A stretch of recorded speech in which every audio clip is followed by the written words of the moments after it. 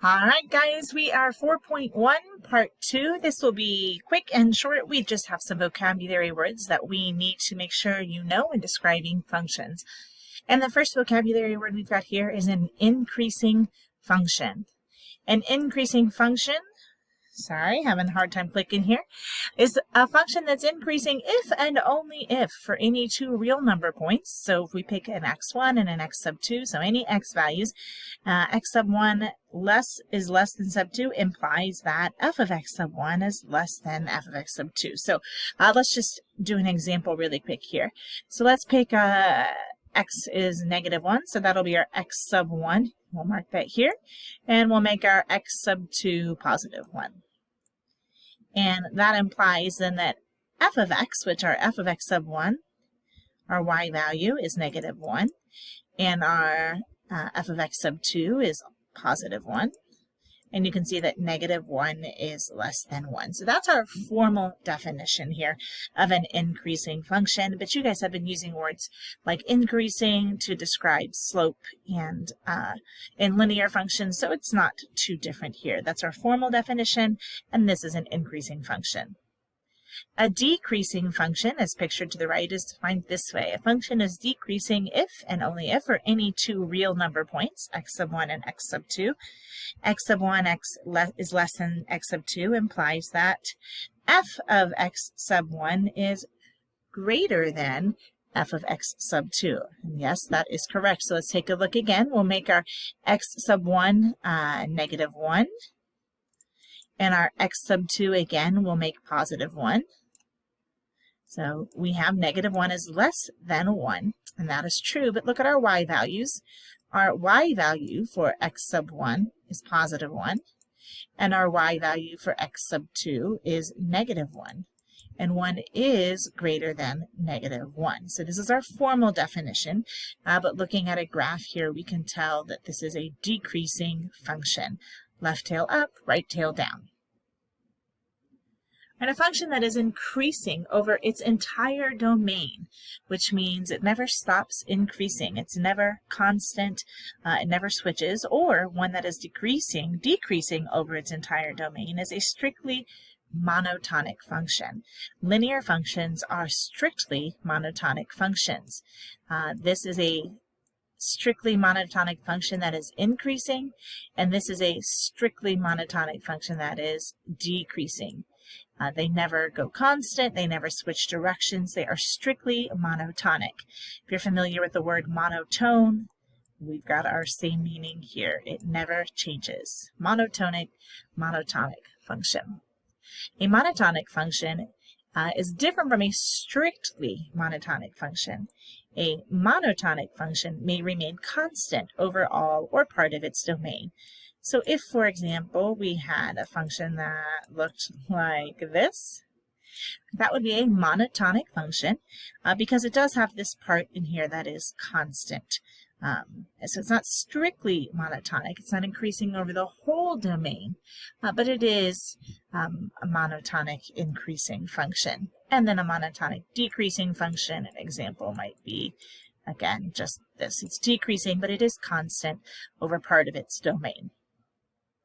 All right, so we've talked about increasing, we've talked about decreasing, strictly monotonic and monotonic. So let's take a look at some examples here. This is a decreasing function. It is strictly monotonic. This function is both increasing and decreasing, and we're going to use our interval notation to describe that.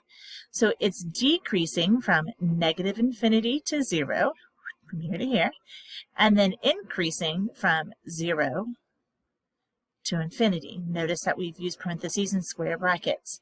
It is not strictly monotonic over the entire domain. It's both a mixture. It's increasing and decreasing.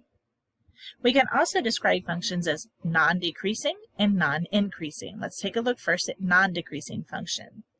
A function is non-decreasing if and only if for any two real number points, x1 and x2, x sub 1 and x sub 2, x sub 1 is less than x sub 2, which implies that f of x is less than or equal to f of x sub 2. So this is a little bit different for from what we had before. For increasing functions, it was just less than, less than.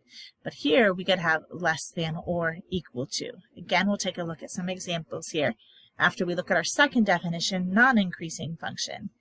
A non-increasing function is a function that's non-increasing if and only if for any two real number points, x sub 1 and x sub 2, x sub 1 is less than x sub 2 implies that f of x sub 1 is greater than or equal to f of x sub 2.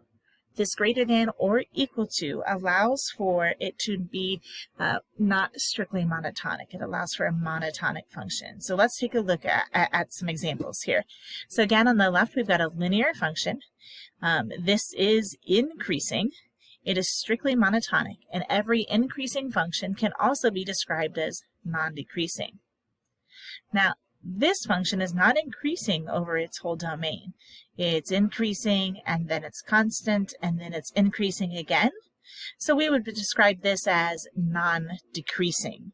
It never has a point where it's decreasing, but it's also not increasing the whole domain. All right, guys. Sorry, my computer I think froze for a second there. So today we gave intervals where a function is increasing and decreasing using interval notation. So we talked about using square brackets for closed intervals and parentheses for open intervals. And we looked at how we can describe, like in our quadratic function here, how from negative infinity to 0 it's decreasing, and from 0 to positive infinity it's increasing.